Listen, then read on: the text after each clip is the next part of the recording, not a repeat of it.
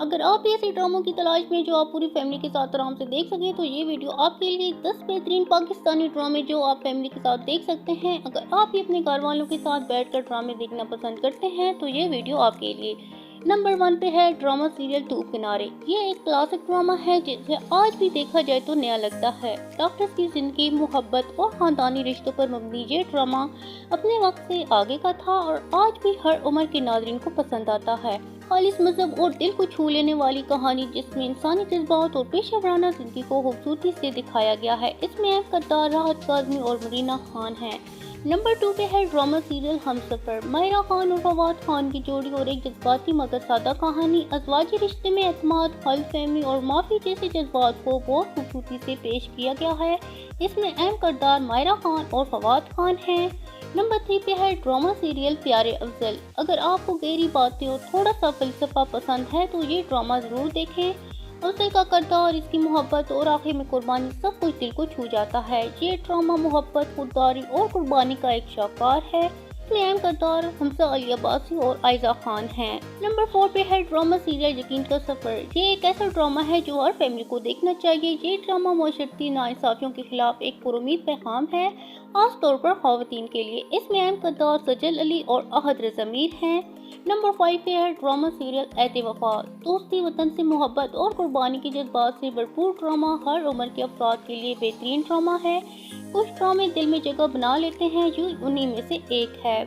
اس میں اہم کردار احمد علی اکبر، عثمان خالد بٹ، فہد علی اور احمد علی ہیں۔ نمبر 6 پہ ہے ڈرامہ سیریل دو بول۔ ایک سادہ سی لڑکی کی کہانی جو محبت، عزت اور اپنوں کی تلاش میں ہے۔ سادگی، محبت اور قسمت پر یقین، اس ڈرامے کی کہانی دل کو چھو جاتی ہے۔ فیملی کے ساتھ دیکھنے کے لیے بہترین انتخاب ہے۔ اس میں اہم کردار ہیرا مانی اور عفان وحید ہیں۔ نمبر 7 پہ ہے ڈرامہ سیریل سنگ مرمر۔ معاشرتی مسائل جیسے غیرت کے نام پر قتل، گھریلو تشدد اور خواتین کے حقوق کو سنجیدگی سے پیش کیا گیا ہے۔ ڈرامہ سنجیدہ ہے لیکن مہذب انداز میں فلمایا گیا ہے۔ سبق آزمود اور سوچنے پر مجبور کرنے والا یہ ڈرامہ آپ فیملی کے ساتھ بھی دیکھ سکتے ہیں۔ اس میں اہم کردار میکال ذوالفقار، نعمان اجاز، ثانیہ مرزا اور کبریٰ خان ہیں۔ نمبر 8 پہ ہے ڈرامہ سیریل انا۔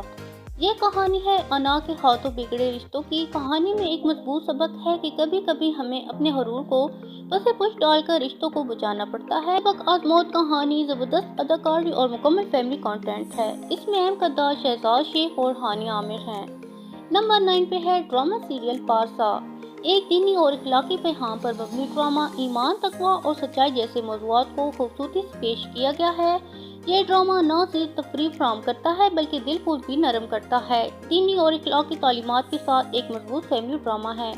یہ بھی آپ اپنی فیملی کے ساتھ دیکھ سکتے ہیں۔ اس میں اہم کردار عائشہ خان، احسن خان اور عدنان صدیقی ہیں۔